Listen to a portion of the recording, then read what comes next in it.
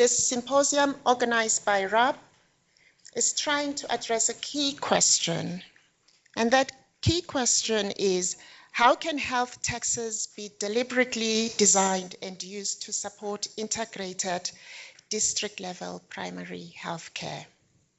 To frame this conversation for us, I would like you to please join me in welcoming RHAP Director, Russell Rensburg.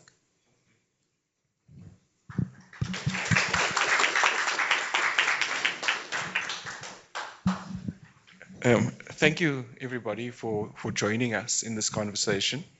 I think I want to premise the conversation on two things. Firstly, I think we, as a constitutional democracy, have set ourselves great aspirational targets, right? In Section 27, we protect a number or guarantee access to healthcare services.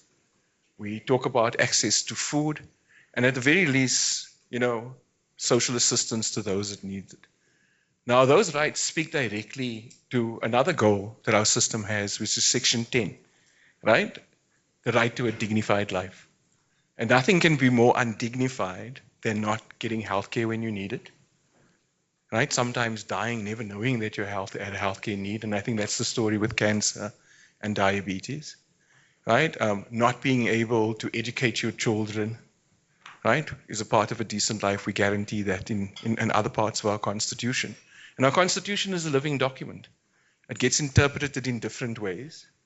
And I think most recently with the publishing of the national budget earlier, was it last week?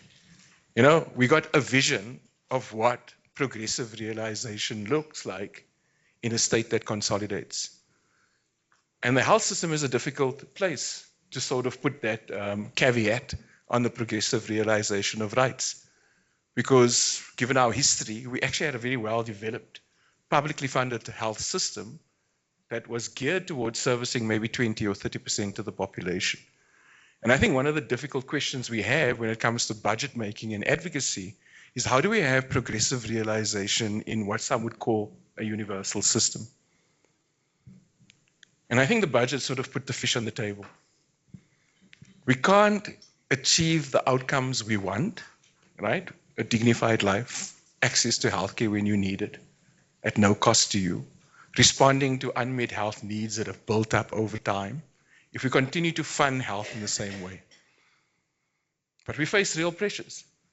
We saw from the response from the economy and the business how great some parts of the budget was. Stabilizing debt over the period, having economic growth rising slightly higher than what it's been in recent years, and the trajectory looking good. But in terms of state capacity, like I think we say in our statement, was go back home and do some homework, find the efficiencies. We can give you limited support, but we can't fix your structural problems.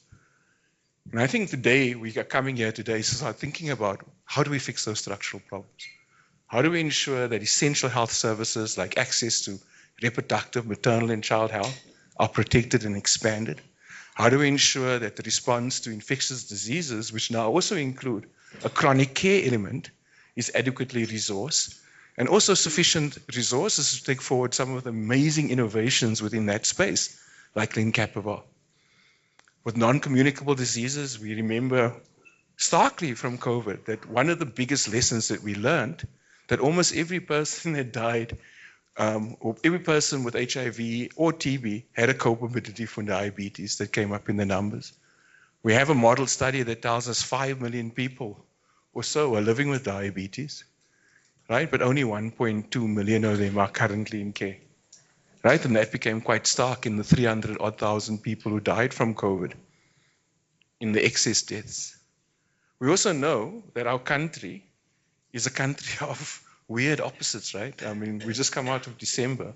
And I think the thing that sticks with me the most is that we spend close to R1 billion a day on alcohol, right? Normally, 417 million rand a day on alcohol, right? We know from the stories and from the Gauteng Department of Health of access to late-stage cancer care that we don't have enough money to meet our immediate priorities in a list of a whole lot of different priorities. Why we have a tobacco industry that is being curtailed because there's illicit trade.